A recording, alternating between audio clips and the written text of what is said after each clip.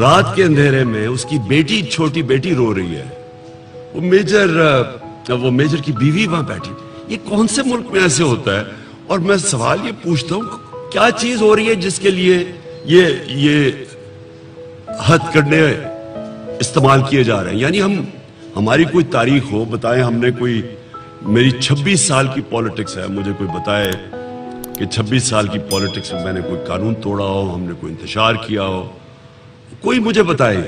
ہم نے 126 دن کا دھرنا دیا, کوئی مجھے بتائے کہ اس دھرنے میں ہم نے کبھی کچھ کسی قسم کی لڑائی کی ہو 126 دن.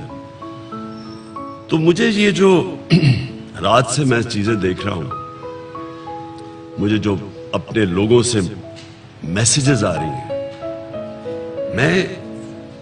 میں آج سب سے سوال پوچھ رہا ہوں, کیونکہ یہ یاد رکھیں یہ فیصلہ ہوگا یہ کس طرح کا پاکستان بنے گا. یہ اب فیصلہ ہوگا, دو طرف اب جا سکتا ہے.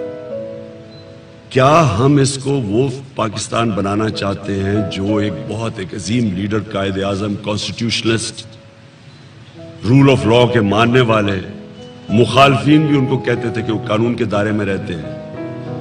کیا وہ پاکستان جو علامہ اقبال کی سوچ تھی, یا یہ چور ڈاکوؤں کا پاکستان, 60% کیبنٹ جس کی ابھی میں کوئی پریس کانفرنس دیکھ رہا تھا, مجرم ہیں یہ, 60% ان میں سے بیل کے اوپر ہے.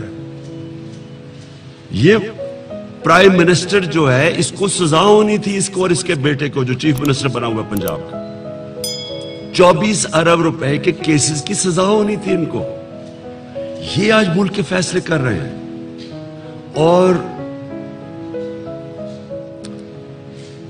جو میرا سوال اب سب سے ہے, یعنی جتنے بھی اس ملک میں وہ ادارے جنہوں نے اس ملک کے فیصلے کرنے ہیں, میں اپنی عدلیہ سے آج کہتا ہوں, یہ آپ کی ٹرائل ہے آج. یہ آپ سارا قوم آپ کی طرف دیکھے گی, آپ کے فیصلوں کی طرف. آپ نے اگر اس وقت اس ملک کی جمہوریت کو نہ پروٹیکٹ کیا, اور ایک واضح طور پہ ہم نے کہا کہ پرامن احتجاج کرنے جا رہے ہیں, اور میں واضح طور پہ کہا کہ 26 سال میری پولیٹکس میں کبھی بھی میں نے کوئی کسی قسم کا قانون نہیں توڑا. ہمارا جب ہم کہہ رہے ہیں کہ پرامن احتجاج, یہ ہمارا جمہوری حق ہے, اور اس لیے ہم کرنے جا رہے ہیں کہ باہر کی سازش جو کہ ہم نے ایک پورا مراسلہ ساری جگہ ڈسٹریبیوٹ کیا, چیف جسٹس کے پاس ہے, پریزیڈنٹ نے چیف جسٹس کو کہا انکوائری کرو, نیشنل سیکیورٹی کاؤنسل میں ثابت ہوا کہ فورن انٹرونشن ہوئی, یعنی باہر سے مداخلت کے تحت ایک سازش کر کے حکومت گرائی گئی ہے, اور ان لوگوں کو لایا گیا ہے جو کہ اس ملک کے 30 سال کے مجرم ہیں, 30 سال سے یہ ملک کو لوٹ رہے ہیں. تو میرا یہ سوال یہ ہے کہ ہم اتنے ہمیں انہوں نے غلام سمجھتے ہیں کہ اتنا بڑا ظلم ہو ایک قوم کے ساتھ, اور ہمیں یہ بھی اجازت نہ ہو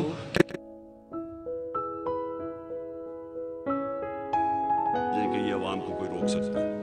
یہ جس طرح عوام نکلے گی آپ نہیں روک سکتے. اور میں قوم کو آخر میں اپنے نوجوانوں کو, کہ میں اپنے نوجوانوں کو اس لیے آخر میں یہ پیغام دیتا ہوں کہ یہ جو ملک کا مستقبل ہے یہ آپ کے ہاتھ میں ہے.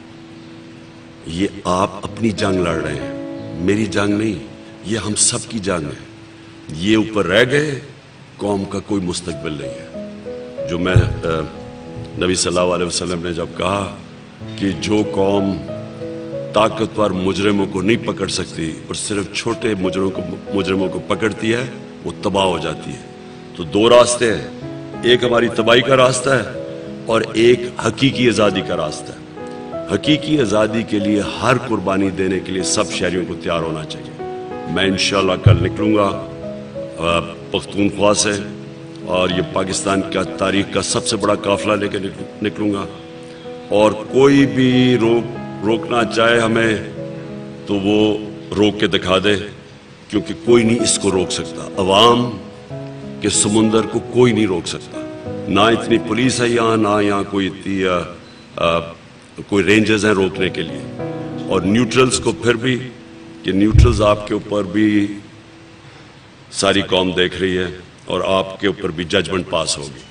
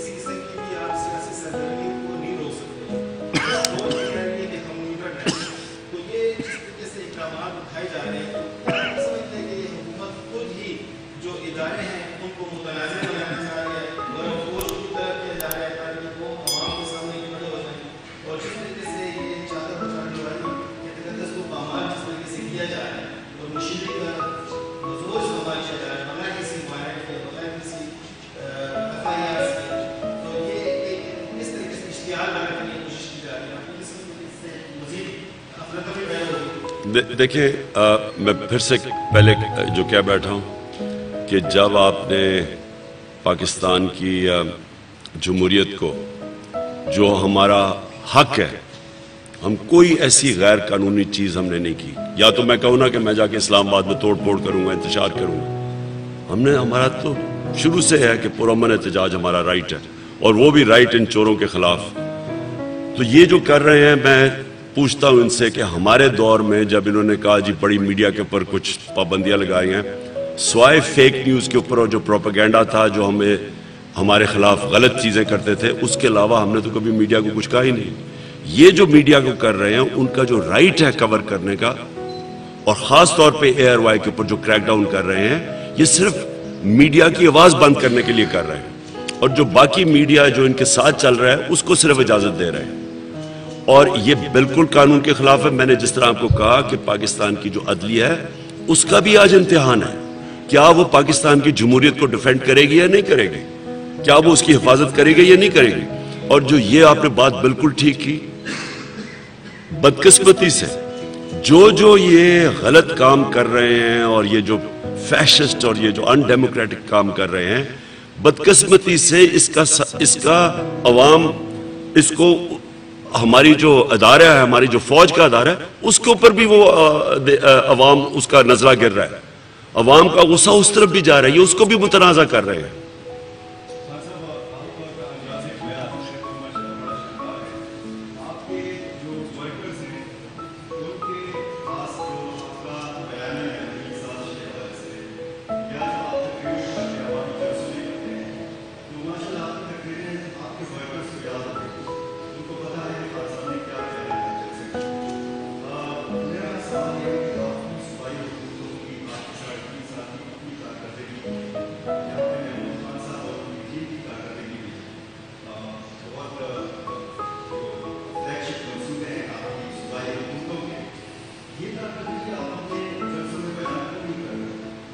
اصل میں دیکھیں، ایک وقت ہوتا ہے جس میں ایک موضوع ہوتا ہے، وہی لوگ اس کے اوپر آپ کی بات سننا چاہتے ہیں. الیکشنز جب شروع ہوتی ہیں تو لوگ آپ کی پرفارمنس سننا چاہتے ہیں کہ آپ جب پرفارمنس آپ تھے الیکشن میں تو آپ نے کیا کیا. اس وقت جو اتنی بڑی سازش ہوئی ہے ملک کے ساتھ، لوگ سننا چاہتے ہیں سازش کا، اور یہ اس پہ کون ملوث تھا، کیا ہوا، لوگ ڈیٹیل سننا چاہتے ہیں. تو اس لیے زیادہ بات اس چیز پہ ہوتی ہے. لیکن میں یہ کہہ بیٹھا ہوں، دیکھیں یہ پاکستان کی، مجھے بتائیں کتنی دفعہ اس ملک میں ایک بینکرپٹ اکانومی مل کے آپ تیسرے سال میں 5.6% گروتھ ریٹ کریں اور چوتھے سال میں 6% گروتھ ریٹ، اور آپ کی ساری اکراس دا بورڈ ملک ترقی کرنا شروع کرے. اور یہ اعداد و شمار اویلیبل ہیں سب کے پاس. یہ پاکستانی بیورو اور سٹیٹسٹکس کے پاس یہ ہے. یہ ہمیں بڑا کہا گیا جی معیشت تباہ کر دی، تو یہ جو چیزیں سامنے آئی ہیں وہ تو سارے حیران رہ گئے کہ اگر معیشت تباہ ہوئی تو 6% پہ تو نہیں وہ گرو کرتی. انڈسٹریل لارج سکیل مینوفیکچرنگ جو اصل میں ملک میں دولت میں اضافہ کرتی ہے، اس کی گروتھ ریٹ دیکھیں 10.6%. اور پھر جو 60% آبادی ہماری دیہات میں رہتی ہے، کسانوں کے پاس تو کبھی اس طرح کا پیسہ نہیں آیا. پہلے کبھی بھی ہماری فصلوں کی اتنی بمپر کراپس نہیں ہوئی جو آج ہوئی ہیں.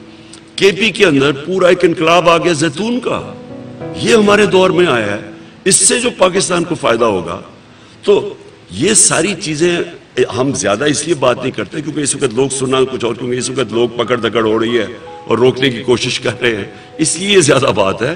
یہ علیحدہ ہم بات کریں گے انشاءاللہ جب الیکشن اناؤنس ہوگا, ہم آپ کو بتائیں گے کہ ہماری پرفارمنس کیا ہے.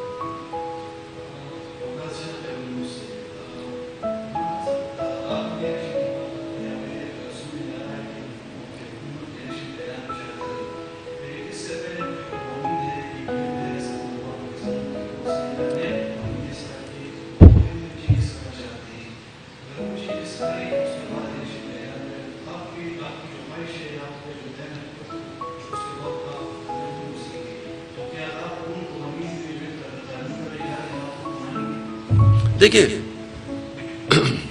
اب یہ حکومت ان سے سنبھالا جا نہیں رہا, سب کو پتا کہ سنبھالا نہیں جا رہا.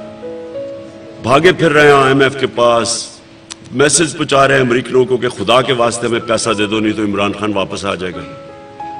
ان کے پاس تو اور کوئی اب تو یہ واضح ہو گیا نا کہ ان کا تجربہ صرف کرپشن میں تھا, اکانومی چلانے میں تو ان کا تجربہ نہیں تھا.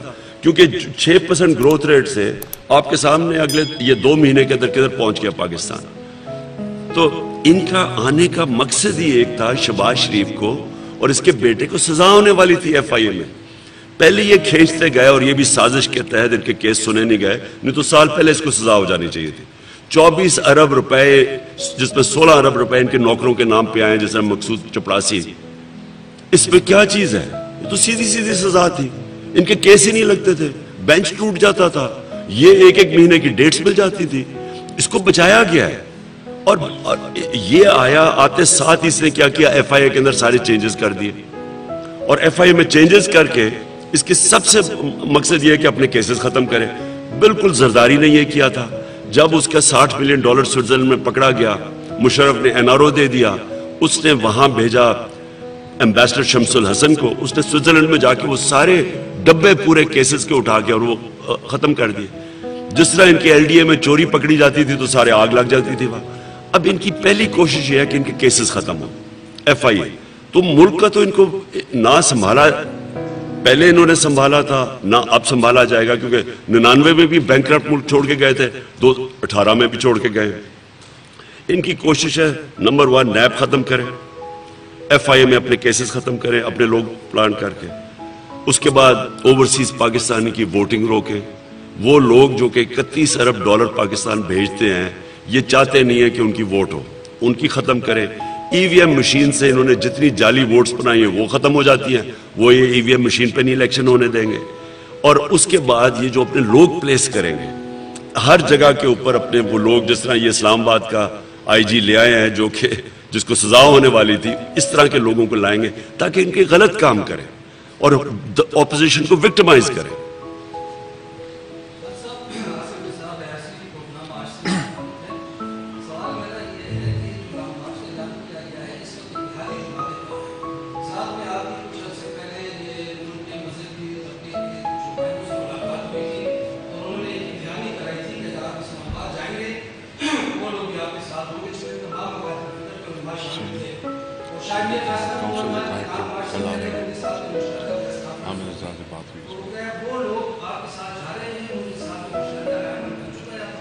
دیکھیں میں پھر سے ریپیٹ کر رہا ہوں کہ میری تو دعوت پاکستانیوں کو ہے, اور مجھے بڑی خوشی ہے کہ کئی گروپس نے اناؤنس کیا کہ وہ ہمارے ساتھ نکلیں گے. لیکن میں اس وقت پاکستانیوں کو اپیل کر رہا ہوں, یہ مسئلہ تحریک انصاف کا نہیں ہے, یہ پاکستان کا مسئلہ ہے.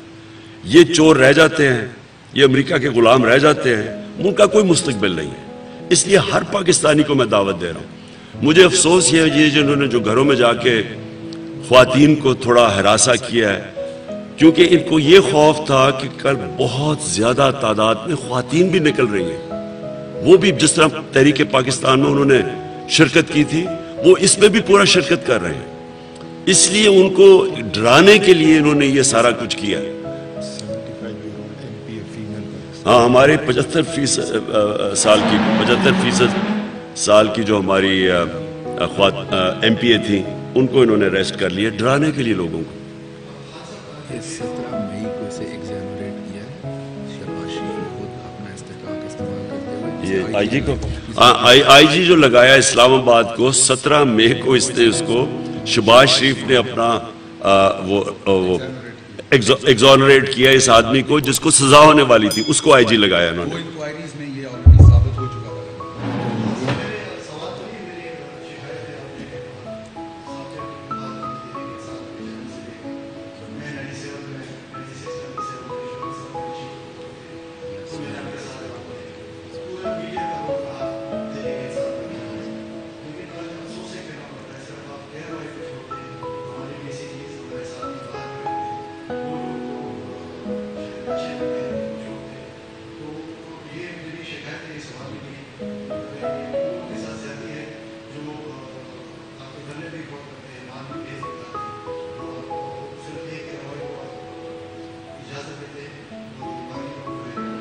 میں عرض سن لیں, دیکھیں پرابلم یہ ہے کہ چھوٹی سی جگہ یہاں ساری ڈی ایس این جیز بلا کے اور سیکیورٹی کنسرنز بھی ہمیں اس وقت, تو اس لیے ہم ایک کو بلاتے ہیں اور اے آر وائی کو ہم اس لیے کر رہے ہیں کیونکہ اس کو انہوں نے سنگل آؤٹ کیا ہوا ہے, اے آر وائی کی کوریج بند کی ہوئی ہے. یعنی آپ آج میں دیکھ رہا ہوں کہ ان کی کئی ایریاز کے اندر آپ کوریج روک دی ہے, تو اس لیے ہم کر رہے ہیں, ہم بتانے کے لیے کہ دیکھیں ہم اگر نہیں کھڑے ہوں گے ان لوگوں کے ساتھ کون کھڑا ہوگا, تو اس لیے صرف ہے. فیڈ ایک منٹ, فیڈ سب کو مل رہی ہے اس کی, سب کو فیڈ مل رہی ہے اس کی. جی لاسٹ